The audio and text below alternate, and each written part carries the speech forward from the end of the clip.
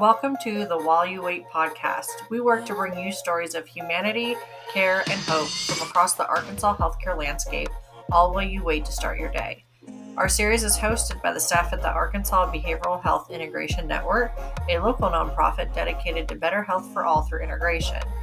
On today's episode, we continue our deep dive into the world of education, examining the evolving role of teachers, shifts in the educational landscape, and new insights from emerging research. Last time we heard from Stacy Pendergrast, AFMC's Teacher Support Program Lead, who brought a powerful dual lens as both a former teacher and a current education specialist. Today we're honored to be joined by Dr. Anna Odell, an assistant professor in the School of Social Work at the University of Arkansas Little Rock, and lead researcher on a recent study exploring teacher resiliency. Her perspective brings fresh depth to the conversation, and we're excited to hear what she has to share. We'll get to that in just a moment, but we are a new podcast, so please remember to subscribe and share wherever you get your podcasts. Also, feel free to drop us a note at www.abhinetwork.org for any feedback, questions, or episode suggestions. With that, let's get started on the episode. So it sounds like we've got a lot of opportunities that we can help, and then there's some opportunities for growth, and building on some of the strengths that some of these teachers and admins already possess. I noticed that in your data, though, that there were some specific data points in Arkansas that showed that maybe we had a lower well-being compared to some other regions when it comes to teachers. So I'm wondering, could you expand on that a little bit?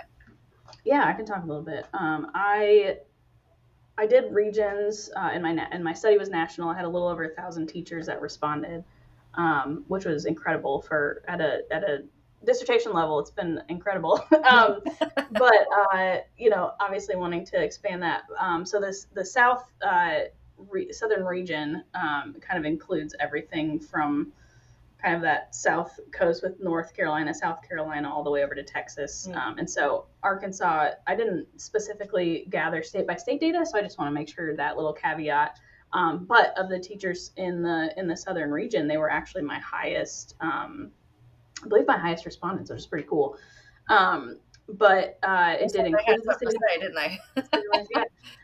They reported, the lowest well-being, but also the lowest intentions to leave were in the southern region, which is super interesting. Really? And so, of course, as a researcher, I'm like, why is that? What is going on here? And trying to kind of look at what other regional factors might be impacting. And so it's really fun for me to be able to be in the South and be like, okay, how can I, like, in this state of Arkansas, how can we, like, figure out what is going on here? Like, is it you don't have the means to be able to leave, so, like, or this is what you do, but also, like, cost of living, like, other things that come, socioeconomic factors that come into place with well-being. What is going on? What are these factors? How can I tease that out? And so maybe they're just a super high commitment regardless of the compensation, and which is great. Like, small towns, a lot of times, most of the time, at least in a couple studies, it was like, I think it was at least half or maybe 60% of teachers who, like, left came back to their hometowns to, like, invest in the community, right? So, like, teachers are so dedicated to their community, to their places where they live, and, like, the students and the people that are there. And so, like, retaining those teachers is so important for just so many reasons. But anyway, so the South, typically has higher poverty rates, lower economic mobility, other systemic issues, like racism and those kinds of things that come into play. And those all impact well-being levels and kind of limit your ability to leave or move around, even if you want to. And so kind of looking at those factors in future research is going to be really important, especially in Arkansas. Yeah, but I mean, agreed. That's what I was going to say too, is it needs to be like top of the list important, because if you've got this group of professionals that are reporting a low well-being score, so to speak, but saying that they're really committed to their job, build on that, right? Like, let's improve that environment, because finding a really committed, invested teacher, you want to keep that, right? Like, you want to keep that person. Let's improve that environment so their well-being is up to how loyal and invested they are to the profession, Yeah. And if that's the case in terms of like that commitment piece, regardless of what's going on, I mean, that's a huge strength to be able to build on. And of course, I don't know that yet, but I will planning for sure to explore those areas. Yeah, I mean, I'd be interested in the resiliency question or and Mhm. conversation you've been having. I mean, they have to have pretty high resiliency to have, that Exactly. be able to say, yeah, my well being isn't where I want it to be, but I Yep. also am very committed to my community, right? Right. Um, It all connects. That's what I'm trying to get at. right.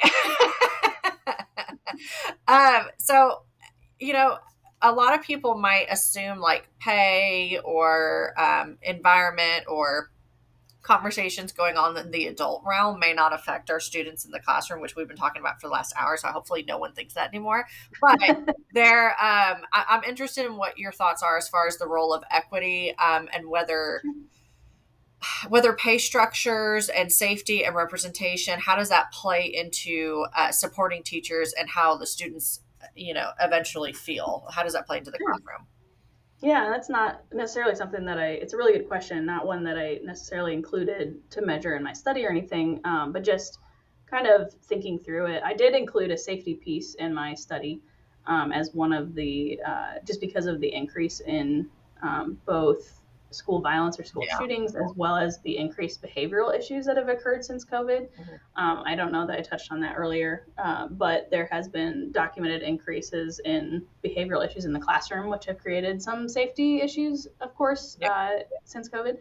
And so I was curious about like physical safety, which was a significant predictor, but didn't have like a huge effect on intentions to leave or well-being, but still, was important. So I think maybe asking that question a different way, or maybe looking at psychological safety or something along those lines. How safe do you feel versus how safe, like physically, you are, like the building, if that makes sense, kind of That's that a good differentiation. distinction. Yeah. Hmm. Um, but in terms of how I kind of look at equity and try to explain that to my students, is looking at equity is when each person gets what they need to be successful, versus equality is where everybody gets the same thing, regardless of if it's what they need to be successful or not. So you can kind of see the difference in terms of that, where it's like some people need less supports to achieve a certain thing, while other people need different ones to achieve the same. Versus equality is like, here's the same box of tools for everyone. If it works for you, great. If not, you had the opportunity, right? Right. So trying to kind of individualize that success, if that makes sense, and understanding that everybody is different and we all have our own stuff going on because we're humans, and difference and change, I think, are the only two constant things in life. Yes. um, but so there's lots of different things changing. Policies are changing every day. There's been huge shifts at the federal level, and that trickles down to the state level and local levels as well, affecting what educational equity looks like moving forward for teachers and for students. And we're seeing that already. For pay structures, it's really hard with gaining and maintaining funding for schools, Right. since they're funded locally, and it can be different between school districts based on like socioeconomic factors. And then trying to give more where more is needed. So more of that equity approach where we're sharing the wealth, so to speak, and investing in these other places if someone else has excess, instead of maybe spending on all these other fancy things. Maybe it's like helping other lower income communities to support students that are in that area as well. But it applies, to teachers too, making sure that they're compensated appropriately, and not putting that burden on the school district itself. It's already districts struggle for money, Yeah. and struggle to maintain upgrading things at school, getting resources for students at school, getting even just textbooks sometimes, or getting the technology. And so being able to say, how can we figure out some other supports to help make a sustainable salary change, but that doesn't stagnate, so that it is increasing as teachers get experience and move at different levels, get more education, that kind of thing, versus just kind of stagnating at one level and not being able to move. A lot of times, pay can help with kind of that appreciation or recognition that you've worked hard, right? And so having low pay for a long time, or not having that equitable, or that I guess opportunity to jump up the ladder, so to speak, because of meeting certain things, can be like, well, why did I do that then? What was the point? I could make so much more money over here if I did this or that kind of thing.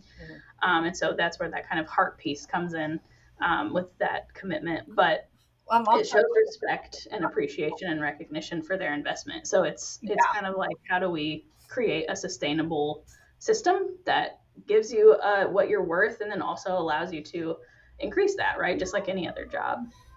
I hope your next study tells us how to do that. Piece by piece, that'd be great. Take a couple. With the conversation too about pay, the making sure the amount of work for the amount of pay is appropriate too, right? Because you see that all the time. Yeah. It's like, okay, I'm going to improve. I'm going to increase your pay by 4%, but I'm also going to give you about 15% more work, right? And use that as a justification. So not only just here's the appreciation, thank you so much for doing a good job, but the appreciation as far as, again, well-being is here's better pay and also an appropriate amount of work for the pay that I'm giving you, right? Absolutely. Yeah, and workload is one of the other biggest stressors and biggest things about like what's the biggest impact for well-being, kind of qualitatively asking some educators, and they're like workload and tasks and responsibilities, and admin. Those are the two biggest ones. So it's like, how do we figure that out? Like, what's going on? And so, while we're trying to solve these kind of other system problems, it's like, how do we also support in the moment? Like it's a both and situation, but it can be so hard. And having higher pay doesn't necessarily mean the quality of the educator is more, right? Or the education is more. Right. There are phenomenal teachers that work in lower income schools and maybe get paid less, and there are teachers that maybe not as effective or not as high quality in some areas and in higher paying school districts as well. So like, how do we manage quality, retention of quality teachers, and what does that look like, and how do you measure that? That's like a whole nother piece, but it's a career of research. It's not definitely a marathon and not a sprint. They suck you in, right? Get your PhD. Also, you'll be doing research for the rest of your life. Enjoy. Right. Yeah. And there's dozens of other research at the higher ed level that are looking at all of these pieces, and not just me. But they're, everybody's is trying to work together, right? And not being on these kind of sinking ships is what it feels like, and being like, how do we connect and build a stronger bond and do actually truly collaborative work, which is harder, but I think is extremely necessary in the kind of direction that we're going, in terms of society, just in general. Yeah. That's my personal plug there. But I love that. And I do have one more question in this arena, as far as representation. Sure. Arkansas is a pretty, as far as culture wise, we have a pretty healthy mix of people in our state. So, but not our representation doesn't always reflect what our population's made out of. So I'm wondering, like, what's the importance of that in the classroom? And for sure, we'd be having those conversations. Yeah, it's important to note that I was reviewing another study from a teacher union. American Federation of Teachers puts out a great report every year, a couple of years. And then I'm going to remember. I have to remember what it is. There's another one that's national. And I'm blanking on it right now. But they both do reports of their members in their group. And so found that teachers of color tend to leave higher levels of stress, like disproportionately compared to the kind of population of white educators, higher levels of stress and higher intentions to leave, and tend to leave more. So we're losing kind of that diversity in terms of racial and ethnic representation in our teacher populations, while we're also having a student population that's increasing in diversity in terms of racial and ethnic diversity, like quite very quickly. And so, as humans, we tend to gravitate towards what's familiar, right? And appearance tends to be the first way we kind of judge that, if it's not the main driver. So often seeing someone like us in a position helps us feel like it's more possible to maybe achieve something, or feel more possible to approach someone to ask them a question, or something along those lines, or believing that they might understand kind of what you're going through or where you're coming from. And so having someone who looks like us or someone who is maybe more likely to understand our situation helps give hope, and also shows that it's possible to work hard to attain or get to a position to be a teacher even, or an astronaut or a vet, like any of those things. And so it gives students like a visual aid to be like, oh, like someone that looks like me can be in that position. I could do it too. And that gives hope and like motivation. And and so I think this is true for everyone, but kids even more so, that they can see that there are multiple ways to succeed, and it does not matter about your racial or ethnic representation. Like that there are people that are there to, and they're like you, and you can do it too. Okay, so I'm a big fan of, if we're going to talk about some problems, we got to have some solutions, right? We can't always have a solution to them, but like if we've got some ideas, we need to share them, right? So I know you have some strategies as far as integrating, better mental health support into our schools and for our teachers and for our students. So is there a certain model that you prefer to use, or any suggestions on that? Like you said, trying to be more strengths based or asset based. Yeah. And resource focused, as well as like, we don't need to reinvent the wheel, right? Yeah. If something's working, I don't want to bring in someone to train teachers when they're like, we've already learned all this and we don't, what's happening here. What do they need? Hearing teacher voices, I think, is one of the best ways to be able to help show that recognition and that validation of like, what do you need? What does your school need? And then how can we, do that, work on that? So for that, it's hard to kind of be like, yeah, here's like a blanket approach that should work for everyone, right? So, so it's going to be very school specific. We know schools are very almost like their own little communities or countries that function their own way, right? Yeah. And districts are similar, right? And so a lot of that's kind of a needs assessment, because you have to recognize those gaps before you can start figuring out how to focus on it in a strengths-based way. And so finding, where do those gaps align with those resources, and are there continued gaps, or how do we strengthen those kind of bridges, so to speak, and keeping that going. So, but the multi-tiered systems of support is a very widely used, like nationally used in most schools. It's called MTSS, and it's a framework used in education, and it is more on the proactive, preventative side. So it's identifying and addressing academic, behavioral, and social emotional needs of students. And there's tiered levels of support. It uses data to drive decisions, and also evidence-based interventions to help maximize achievement. And so it's very solid base, and it's very much like if you need to move up a tier to get more services, then that's okay, right? So like trying to normalize that as well. So it has 3 tiers. Tier 1 is school-wide prevention and kind of overall education and practice. So it's basically like a school-wide intervention. So you might see this in schools as like some of like the character pillars or something along those lines, where there's kind of this focus on, these are the decision-making and the characteristics we want to build in our students, and this is kind of how we're doing that, right? And then tier 2 is students who need a little extra support. So it's more like small groups or something along those lines. So say there's some students that have maybe some anger management issues, and they have like a little lunch group with the school counselor or something. So it can be something like that. And then when you get to tier 3, which is usually between, I believe it's like 1 in 5% of students get to tier 3. The majority is kind of in that tier 1, like 80%. But looking at that kind of intensive individual support, so that tier 3 is like maybe they're seeing a therapist in the schools, something along those lines, getting some other type of intervention that's one-on-one support. And so this actually kind of idea started in my master's program when I was doing some research in schools in Mississippi. I was like, what if we just had MTSS for teachers? It's all about positive reinforcement and all this stuff. And so I was like, why not?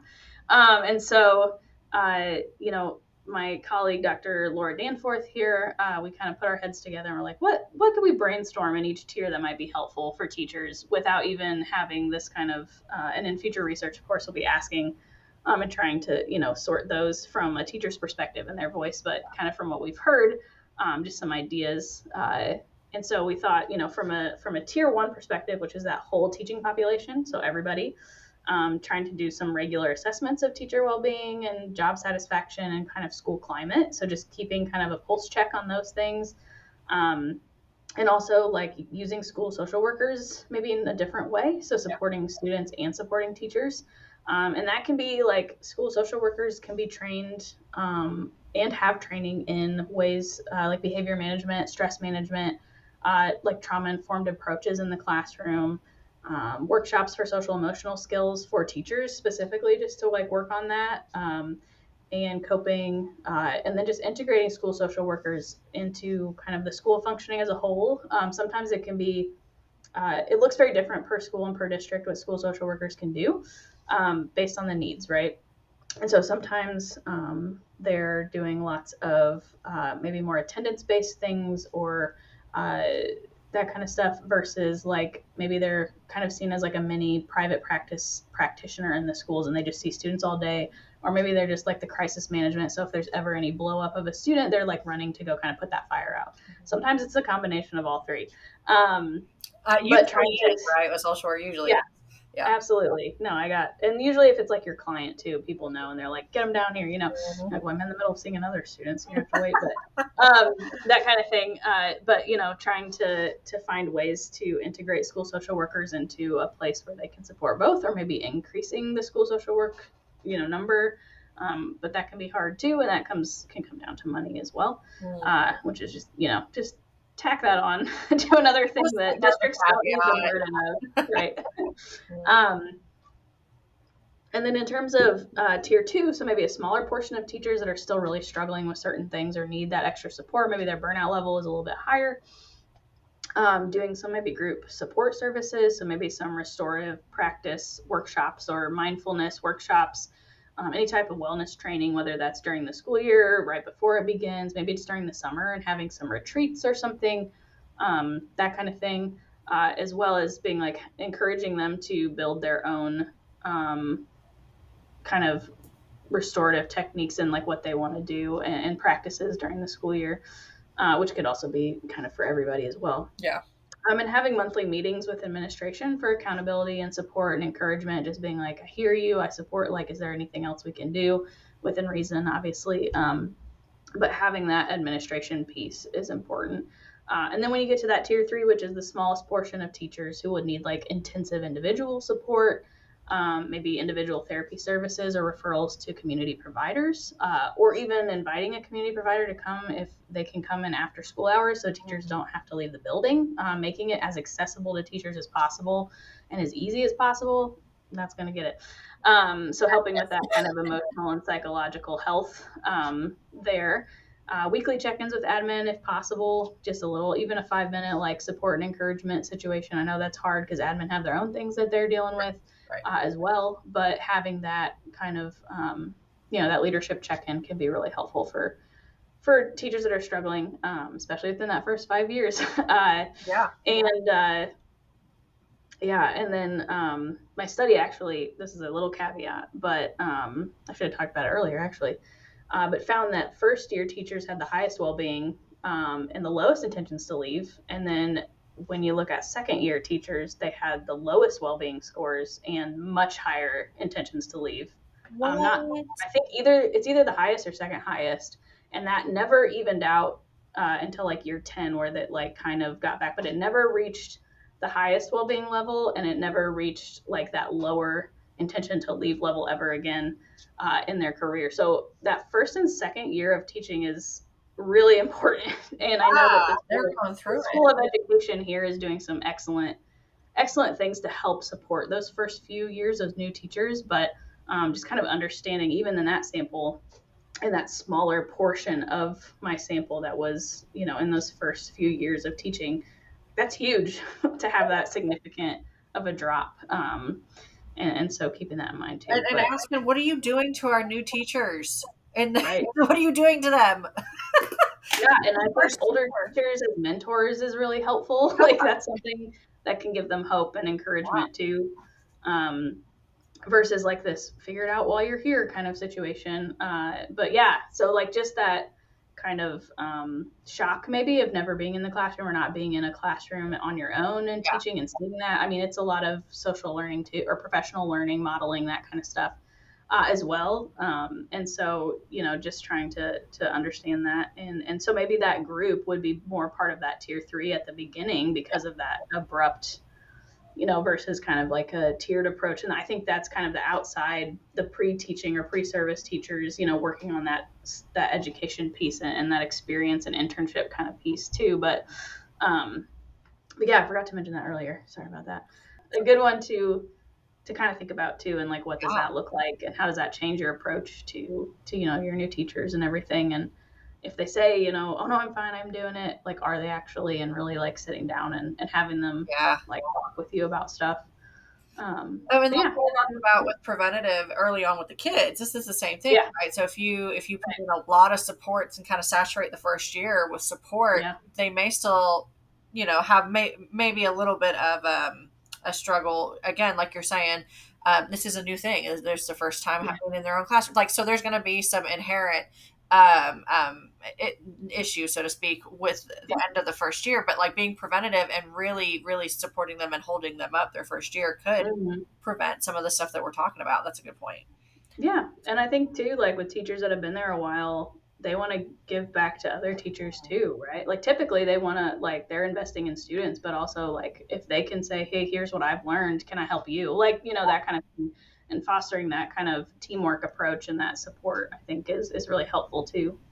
This is not only, I think this is a great idea. Not only is it helpful for the individual teacher, but also looking, like you said, looking at a school as like kind of like its own ecosystem, and knowing that, and I'm just thinking, like, if I was to put myself in their shoes, I think my confidence and possible self-efficacy level would go up knowing that my school district or my school has an answer if I struggle, right? It's not going to be, you should have pull yourself up by your bootstraps kind of thing. Like, you should have figured this out. Like, we all went through hard times and that's how we got to where we're at kind of thing. Right. It would make me feel more safe to bring up, hey, I might need a little bit of help with this, or I might need some more education on this, and circumvent and prevent a lot of the stuff that we're talking about. I think I feel more confident in my own ability, and then the people that are above me and supposed to kind of be like looking out for me and taking care of me, I'd feel better about that situation if there was like a tiered process like this that has no purely based on the needs of a person as opposed to like punishment or punitive measures, Right, because that tends to be where we go, right? The stress and the burnout. It's more on that negative side. The punishment, or like, oh, your grade levels weren't up to this point, or they didn't test at this level, so now you're this, or you're at, you might lose your job, or the school might lose funding because it's not at this level. And so kind of that like pressure. Those shifts in perspective, right? Of like, no, we can make it different. We don't have to be focused on the kind of deficit approach. We can take that asset approach. We know the things that are hard. Let's figure out how to make them better, and using our own strengths, and then working together, which I think can be hard sometimes in schools too. It can be cutthroat in some schools socially, like with other teachers. And like part of that's like just some survival trauma stuff that can come up. Like, so knowing themselves and having that space to explore. Sometimes therapy is I will advocate for therapy. Everyone should have therapy at some point in their life. Every person, I agree. But it's not always for some people, and but knowing that you can kind of figure out which therapist is going to fit your style more. You don't have to stick with one, like that kind of thing. It's kind of trying to find that support too. But I agree. It's great. So it's your research. So hopefully it's great. No. So we've talked a lot about, I mean, let's be honest, some of this stuff is heavy and, a reality for a lot of people.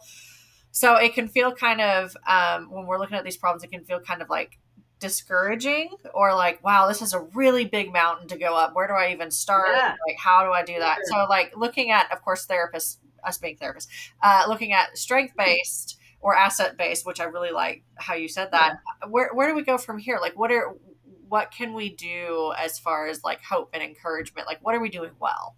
For sure. No, I mean, if you haven't had an existential crisis because you've thought about all the systems affecting your clients and all the things you can't change, right? Like, you always have to bring it back to that. But I really love the question of strengths-based, and really helping teach students to have a strengths-based perspective is a shift in your thinking. Yeah. And so it's a practice. I tell them it's a skill you have to work on. You have to work to see the positive in situations and the strengths in situations, because oftentimes the environments we're going into or the people we're working with don't think that way, right? And it's hard not to be negative ourselves. And like, for example, I had a student, and a teacher was like, they're so bossy, and this was what we would term more of a traditional teacher. And she's like a third grader, and like she's so bossy and outbursts. And of course, she was having like some outbursts and behavioral issues in class. But I was like, what's going on? Like, what other factors are at play here? And similar to like what you mentioned before with that student that just needed an alarm clock, this student is in third grade, so she's like 8 years old, 8-9 years old, and she's caring for her two younger siblings, and making like, before she was in foster care. And so she's making dinner for them and like making sure. So of course she's taking on she's a parentified child at that point. Yeah. And so of course she's going to be bossy because she's used to like being in charge at home, right? Yeah. And so I think just those little pieces that come in, and you're like, that makes so much more sense. And being able to communicate that with teachers can be such a gift, not telling them all the details, but just being like, hey, there's some other things going on, and how your approach is with helping them as well. Yeah. But just that shift in thinking, even just teaching teachers to think in a different kind of way. But I think it's imperative that we shift our perspectives in those ways, and really start looking with a strengths-based, solution-focused lens. Again, social work that's our focus, but it can be hard not to, fall into some of those things. Yeah. So a lot of strengths that I see with teachers, they're very resilient already. There's a certain inherent resilience I think that teachers have if they've been in the field for a long time. They've made it so far. I mean, they've made it through COVID, like all of those things. Right. So that resilience is there. That piece is there. They might be kind of burned out or emotionally exhausted. Excuse me. But that resilience piece is there. They're very creative. They figured out how to get through COVID, how to continue teaching students. They have perseverance. They're kind. They're adapting. And sometimes that adaptability maybe and kindness might not always show up if they're emotionally exhausted, right? Harder to connect with students. Harder as humans just to connect with other humans for that way. Yeah. They have unconditional care and regard for their students. Like, for so much of what I see, it's like, well, how do I serve others better? How do I help students more? Exactly. And I'm like, well, we have to focus on you first. Like, you have to like pull them away from their students, right? Yeah. So like this grit and determination and this unconditional care and regard, and this willingness to like learn and reflect and grow so that they can help their students. So if you have these teachers with these attributes and these desires, and just this strong, like, kind of moral or ethical belief that learning and education is so important and so impactful, and this dedication, if they're well and they have all of these like such positive characteristics that they can model for these students, like how much more will these students be well? Right. And start to, of course, you have caveats, and different people need different supports, so that equity piece comes into play. But those strengths that I see in educators, where it's like, despite, even so, like, they're still going, right? They're still entering the profession. They're still dedicated to these students. They're still fighting for these students in many ways. And I think that is where kind of that hope is, and where it's like, yes, we're still a little army of teachers on the ground, like fighting for education. And as social workers, I think, like, from my own perspective as a researcher, that's what really kind of drove me into it. Like, how can I add to the research base so that we can basically reinforce policies with data to show that like this works? And it's not there. And so I'm like, that's kind of my personal kind of drive, is like, how do I build this for teachers? Because they're the ones that start the kids that I get in school, they start down with the teachers, right? So like, I'm teaching them emotional regulation skills, and they're like, wow, this is great. And I'm like, well, hopefully we can get that started earlier. I should have known. Right? And so it's all levels. And so understanding that this kind of investment in these generations that change what society looks like, functioning in society, all of those things, like, it's so much bigger than just the school year or just that day or just that behavior. I mean, teachers are really pushing so much character development and skills, and half of a year they spend more time with students and kiddos in half the year than parents do when they're working, right? So like, why are we not, showing them this unconditional positive regard and appreciation for what they do as well? And so that's kind of my view of teachers and how they are and what they're doing, benefiting our students and our kiddos and everybody in society and community in general. Yeah. I think that's a wonderful way to like tie this conversation together, is like, teachers are typically some of our kids' first advocates, like in their life. So knowing that there are people outside of the profession, so to speak, outside of the direct like grade school profession, advocating for them too, and doing this research is comforting. And just like you're saying, these teachers get into it for a reason, just like they tell us in social work, don't expect to earn a lot of money. You're not, I mean, all that stuff, which conspiracy theory, but all that stuff we hear, you really have to do it for the passion. So like hearing that, they are they're our boots on the ground, advocating for our students. They're the ones setting them up for the rest of their life, especially in such a productive based society.